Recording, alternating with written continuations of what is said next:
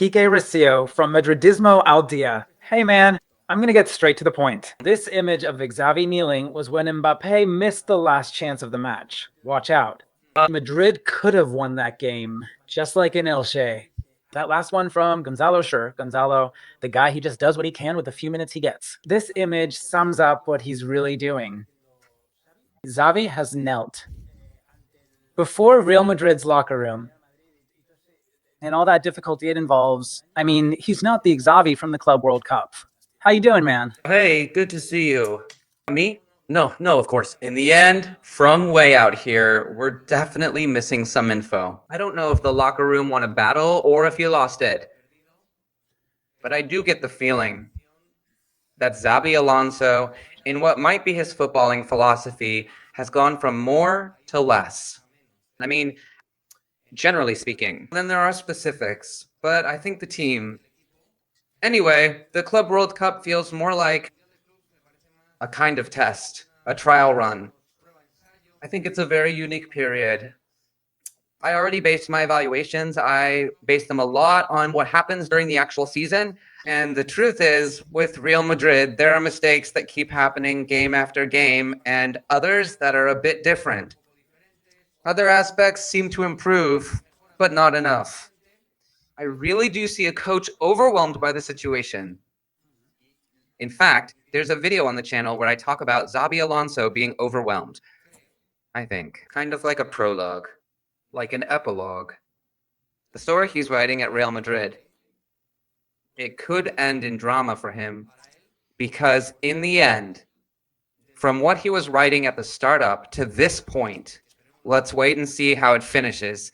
But it might be hinting at that a bit. Of course, he's writing, well, a series of football notes right now that don't match what we thought we knew about Xabi Alonso in theory. But like I told you before, Miguel, before we started talking, I don't even know who Xabi Alonso is anymore. No. I don't know. Xabi Alonso. Who was he a few weeks ago? The one who seems like he doesn't fix mistakes, who lets errors slide, who isn't hands-on. I don't know who Xabi Alonso is. Well, look, I think he's the guy from the Club World Cup, man. He started off really strong, man, with incredible drive. He knew it was a huge headache to take over a team. Getting them to take on board what he wants to do in practically no time, just a week before the first match of the Club World Cup kicks off, which was that draw against Al Hilal. Oh, man, but by the second, third, fourth game, we were like, damn. I mean, you could already see things happening during the cooling breaks. He'd change things, tell Tchouaméni, hey, move up a bit, but if the game allows it, take 2 steps forward. He'd later explain that clearly to them. He'd talk about it later when they interviewed him, and you'd think, damn, things are changing here. Then he switches the players around to different positions. He'd give you those speeches in the press conferences about what he'd done. And we were all really excited, man.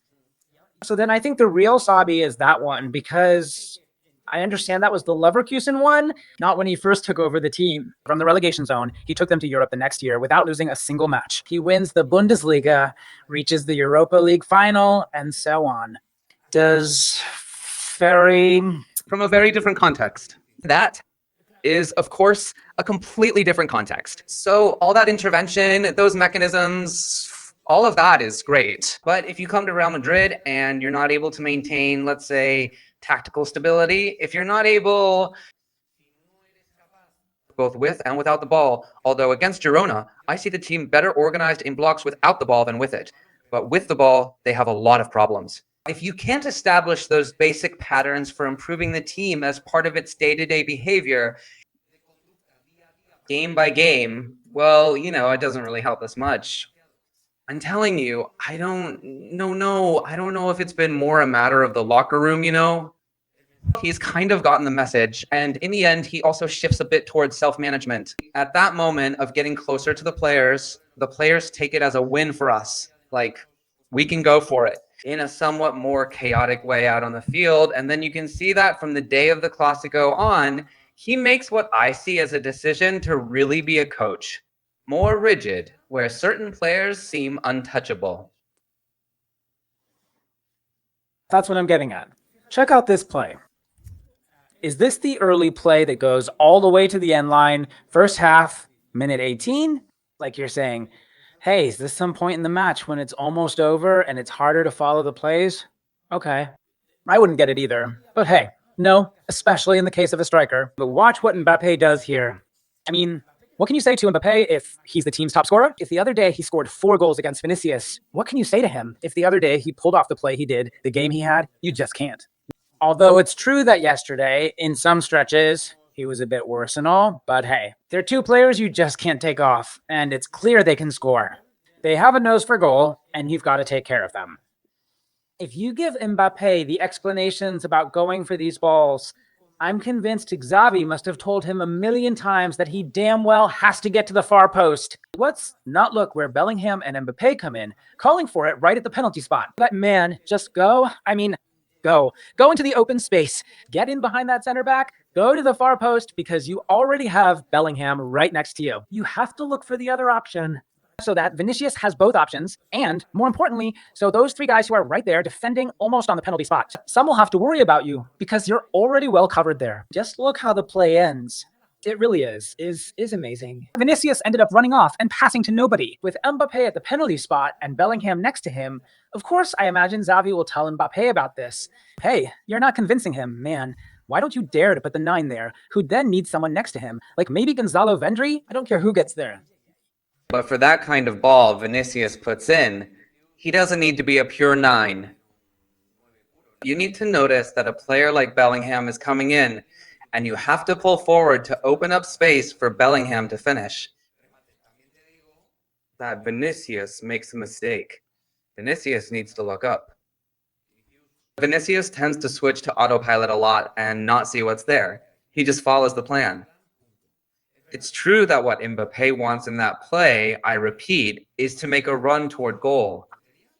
And Bellingham, making a late run, stays where he is. Bellingham is spot on in that play. That's a play that's classic Bellingham and Mbappé. Okay, he needs to push forward. But I'm also telling you that Vinicius, I think, needs to look. I mean, he needs to read the field, but if he releases the ball earlier, he's got Bellingham wide open, even though Mbappé is right there. Belling's wide open, but Quique always does the same thing. I mean, sometimes with Vinicius, it's about trust. You know he's going to create 30 of these and miss a lot of them. But he creates or tries so many that you know there'll be 5 or 6 balls like this. Damn. Go to the spot where those balls are going. Do you think he can get to where you think he can? I mean, let's see. Would Joselu have gone for this? Seriously. I'm not asking for Joselu to come. I just want a striker who will go for this. And then, if you also have a guy who scores goals for fun and is as good as Mbappé, fantastic. But a number 9 has to go for this. How is it possible they wouldn't? You take advantage of having a wrecking ball on the left with all his qualities, which is Vinicius. But a guy who's always going to create chances like these, how could you not take advantage of that? In Mbappe's case, like you said, at the end of the day, what are you going to ask from a player who scores a ton of goals and all that? Well, not always. No, of course, but still, there might be some kind of play that calls for a different kind of movement or because of the player's profile. Maybe he doesn't realize he's supposed to go there and check it out. Mbappé, early on, we've always said, for better or worse, he's part of a duo, a bit asymmetrical, because they're players who naturally like that. They like to cut in diagonally from the opposite foot, and from there drive forward with power, speed, one-on-one slalom, and each breaking through in their own style. So is there something a bit unnatural there? Yeah, although it's true that in other plays they've worked well. In fact, there are some stats on goal assists in Europe over the last 2 years that are extremely high from both of them? No. Well, let's see. I think so. The whole thing about the number 9, that Madrid needs a true 9. We need a number 9. The team is asymmetrical, In Europe, there are asymmetrical teams. And will they have these kinds of plays, these situations? So, in short, to me, this kind of thing is the least of Real Madrid's problems. I mean, Paris Saint-Germain, for example, is a very drastic but obvious and currently winning example. They play with 3 guys, none of them are center forwards. And they click, and there's solid work both with and without the ball. What I mean is, you should always try to highlight your stars' qualities Try to get the most out of them. So what I see is that there are situations where Vinicius and Mbappe really make the most of it, and in others, by nature, they don't. So what you need to weigh there, Miguel, are the pros and cons. Let's put it this way. It tips the scales in your favor. Yeah, no, so right there. It's something Madrid will decide or not, and I think Madrid sets the balance, but anyway, plays. But Queek, look, I picked this one because there are 1,000. I mean, it's not just one kind of play. Sure, but you have to be consistent. For example, this play is like others from Fran and Trent Alexander-Arnold, getting to the byline, making plays in between, and crossing into the box. How many were in the box? There was no one to finish it. That's why I talk about consistency, because I picked this one, but I could show a bunch from yesterday of crosses that don't reach anyone. Because Madrid isn't there. In the box, do you see Mbappé there calling for it at the edge? Mbappe's not going to crash the box, man. Right. Well, that's what I mean. How is it possible that Xavi doesn't see this? Xavi obviously sees it and says, let's see how I can optimize my team's attack. That against the second most scored on team in the league, Girona, I can't manage to score a goal. I score one, and it's a penalty. No, how can I optimize this? Damn, but I spot it before you do. So I go back to what I said at the start of the video. He doesn't dare to put Gonzalo in because he'd have to take someone out in a dramatic move.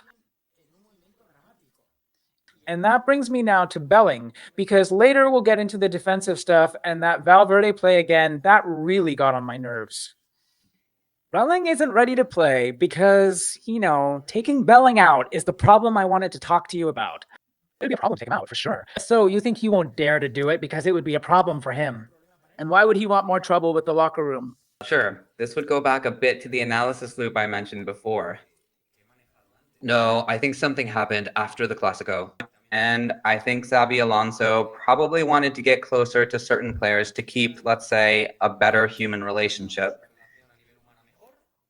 With everything that comes with it, for better or worse. So I think Bellingham is a key player in the Real Madrid locker room. Xabi Alonso went all in on him from the Atletico de Madrid game, even though he wasn't ready. He probably took that gamble, and it didn't work out. And I think that, given what we've seen, he's going to stick to the same approach: self-management, untouchables, and predictable changes. In other words, the complete opposite of what Xabi Alonso was supposed to be, or at least what we thought yesterday. No, it wasn't his worst game of the season. I think he had some pretty good ball recoveries. But when it came to the decisive stuff final passes, runs, shots, he was off. Off his game, and Arda Güler had a pretty mediocre match, leaning toward bad, losing the ball several times. Yeah, my feeling is that for Xabi Alonso, it's much easier to take off Mbappe's best playmaker and partner, the one who helps him. It's much easier for him to take Güler off. That's why he put in Camavinga to strengthen the team. And hey, it made sense because on Fran Garcia's side, we were really struggling defensively. A lot. But really, I think Xabi Alonso, if he had something special, or we thought he did, because I honestly don't know anymore, it was that he could be unpredictable. These days, he's predictable, and his changes, you know what I mean? Miguel trigger a reaction in the team to manage. Well, a different kind of result that, like you say, Madrid could have won, but also could have lost or drawn again with some nuances. That's what's been happening lately in away games. Sure, I mean, totally predictable in the 89th bringing on Gonzalo is the kind of sub Ancelotti would sign off on a balcony. And in gold letters, the kind of thing like Ancelotti would be in Brazil for. He'd be turning to us saying, that change is mine, don't steal it, of course, but that's why not. Turns out I've got the stats here, the papers here. Militao took the second shot on goal for Real Madrid in the whole match up to that point. Then yeah, it's true we had more shots on goal because there was a kind of siege at the end. In the 53rd minute, the only one who had taken a shot on goal, and twice, the one in the 53rd was the second. Because their ball movement is absolutely maddening, they're totally predictable in the final third, and there's zero surprise. And you've got a guy with a magic touch on his foot, whipping crosses into nobody. And you've got a guy with a magic touch on his foot, putting balls into nobody, but they could be perfectly used.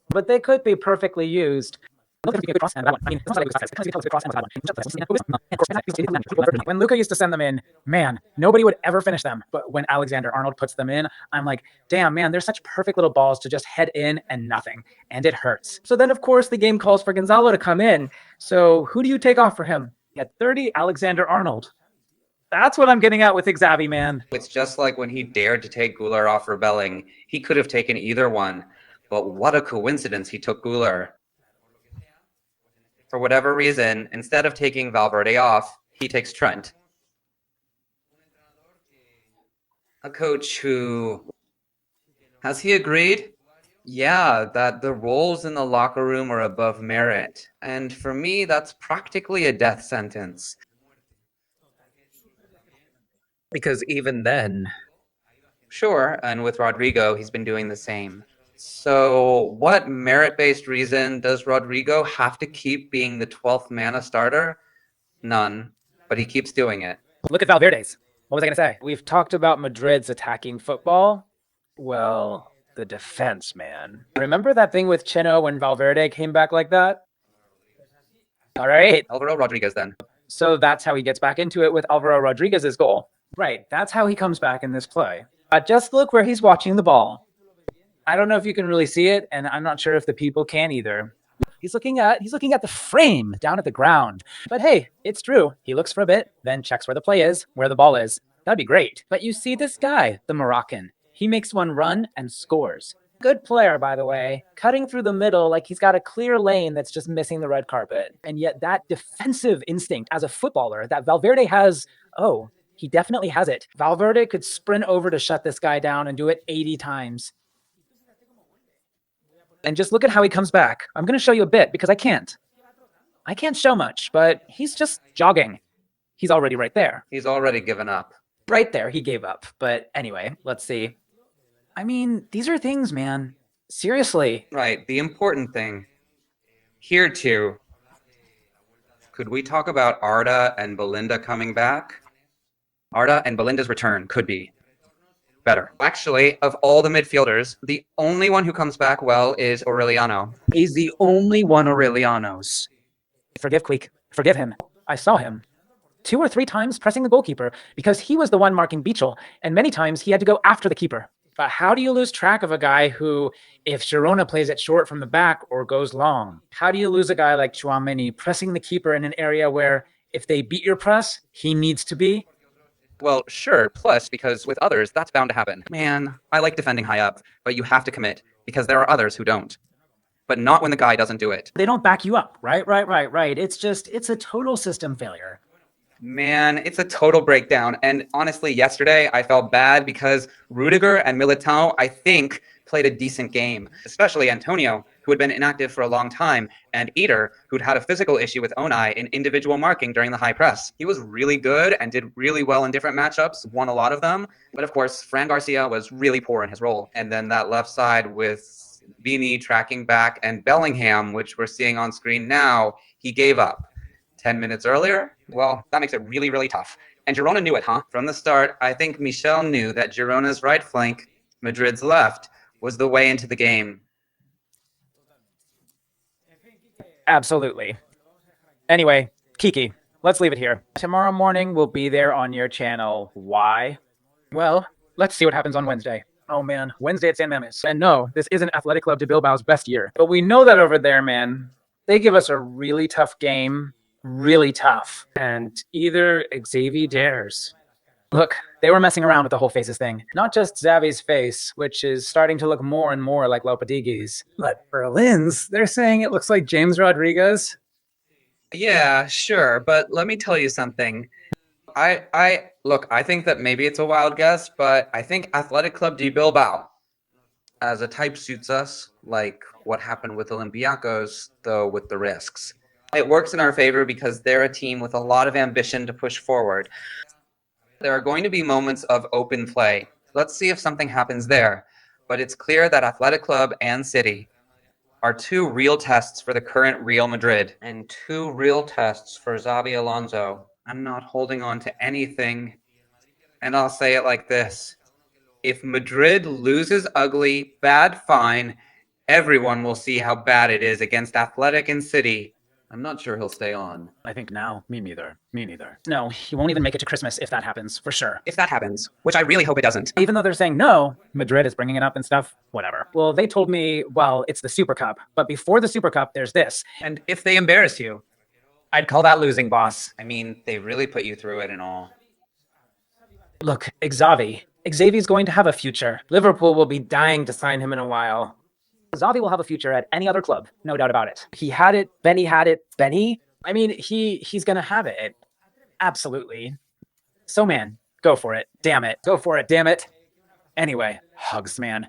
Give this video a like. If you liked it, subscribe to the channel and to Queeks Madridismo al dia. And yeah, hype up the video if you can, hit the bell, and holla Madrid. Despite everything, hugs.